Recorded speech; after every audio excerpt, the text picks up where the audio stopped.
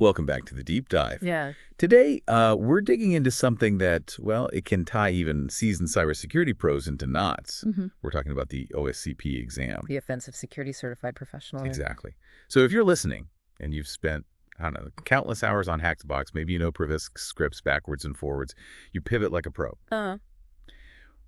But that OSCP, it still feels like this big hurdle.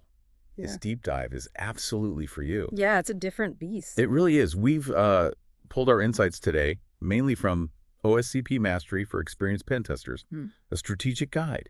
It's a resource really aimed at people who already have solid skills, but maybe need that extra structure or perhaps a different way of thinking to, nail the OSCP in 2025. And our goal here really is to just pull out the core strategies, the most important bits from this guide. Think of it as a bit of a shortcut to getting up to speed on what really matters for experienced folks tackling this. Right. Because, as the guide points out, and I think this is key, it's often less about learning more tech skills and more about aligning the skills you already have with a really solid process, a professional approach. Okay, so let's dive into that. The first big thing, the guide calls it a brutal truth, is shifting your mindset. It says, flat out, the OSCP exam is not a CTF. Oh, absolutely. That is probably the #1 mistake people make, especially if they come from a heavy CTF background, In a CTF, you're often looking for the clever trick, the fastest path, maybe something obscure. OSCP simulates a real pen test. They care about your methodology. And you got there. Exactly. Yeah. Your recon, how you exploited something reliably, how stable your approach was, and crucially, your documentation. It's not just about grabbing the flag. It's about acting like a professional consultant. So the actionable advice then is treat every docs like it belongs to a client. Precisely. Forget trying to be flashy or clever. Focus on being methodical, reliable, and log everything. Every command, every observation, because that becomes your report later. Which we'll get to. Which we will definitely get to. But yeah, the guide basically says this mindset shift alone can increase your pass rate massively. It's about consistency over flair. Flashy doesn't win an OSCP, consistency does. That makes a lot of sense. You can't just YOLO your way through it. But if you want to pass reliably, no. They need to see that repeatable process. Okay, so that consistency, it obviously starts way before the exam. Let's talk about the labs, the PEN 200 labs. The guide argues that just randomly jumping from box to box is a huge waste of time for experienced people. It really is. You have the skills, but maybe not the strategic approach to the environment, the recommendation. Treat the lab network like a proper network assessment. Like a job. Yeah, exactly. What do you do on day 1 of a client assessment? You map the network, right? You figure out what's actually there. The guide suggests doing the same in the labs. And it gets pretty specific, like days 1 to 3. Yeah. Just nmap. Nmap everything. Save the results, document open ports, OS fingerprints. The works. Right. Even if you know Nmap inside out, it's the discipline here, building that initial picture. Then, maybe days 4 and 5, you start grouping. Okay, these machines run Apache 2.4, these have Samba open.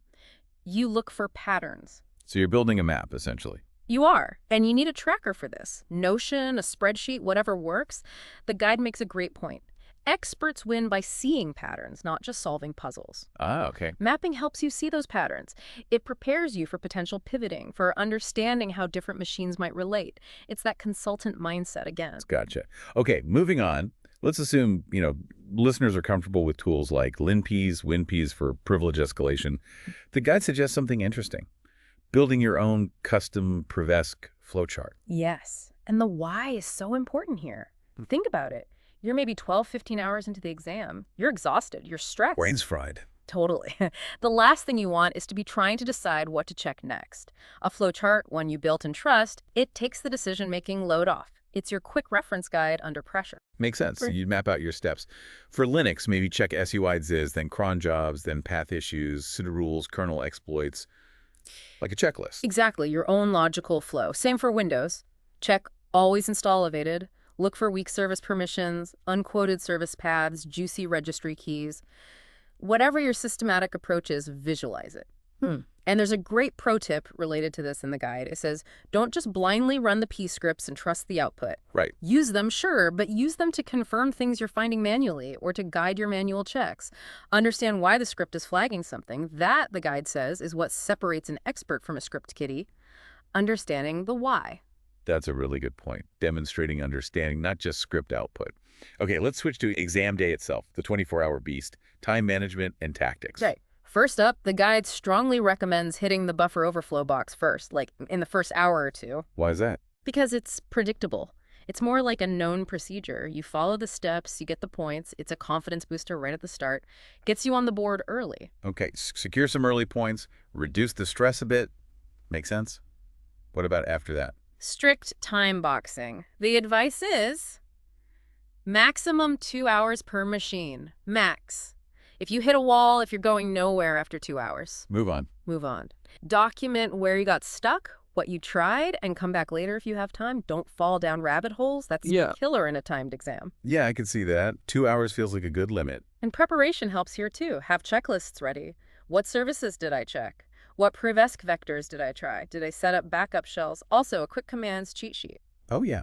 Like what? Your favorite reverse shells, common enumeration commands you always use, maybe paths to your standard payloads or tools, things you type often. Saves precious seconds and reduces typos when you're tired. This is about efficiency and process. Exactly. The guide nails it. You're not trying to be fast. You're trying to be flawless in execution. It's about methodical, error-free work under pressure. Flawless execution. I like that. Okay, last big piece, and maybe the most dreaded for some, the report. Ah, yes. The report. Non-negotiable. The guide is crystal clear. It can make or break your exam, even if you've owned all boxes. Wow. Okay, so don't treat it as an afterthought. Absolutely not. Build your template before the exam. Seriously. Use Word, Markdown, LaTeX, whatever you like, but have the structure, the formatting, everything ready to go. And what needs to be in it? The core sections. Yep. The standard pen test flow, reconnaissance, what you found, exploitation, how you got in, privilege escalation, how you got root or system, and remediation, how to fix it. You need clear narratives for each box. And how do you practice that part? Practice. After every single box you root in the labs, write a mini report. Take the screenshots, write up the steps, explain the vulnerability, get used to documenting clearly and concisely. Build the habit. Build the habit. And do a full practice run before the exam. Write it up, export to PDF, check formatting, make sure your screenshots are clear and properly referenced, and don't forget the bonus points. Right. There are bonus points for reporting. Yes. If you submit a quality report detailing, I think it's 10 lab machines plus 1 full Active Directory chain walkthrough, you get bonus points. It's basically free points on the table. As the guide says, don't leave those points on the table. Definitely not. Easy points if you just do the work. So pulling it all together, this whole strategic approach, combining your skills with this kind of structured process, the guide calls it your cheat code for the OSCP. It's not about finding magic exploits. It's about process. It's about process, discipline, documentation, and thinking like a professional pen tester. And that really drives home the idea that this certification, it isn't just proving you can hack stuff. It's showing how you think, how you approach problems methodically. That's it, exactly. Which leads to a final thought, maybe something to chew on. Yeah. What does it really mean to hack smart, not just hard? And how can you take this kind of structured, process-driven thinking, this OSCP prep mindset, and apply it to other complex challenges?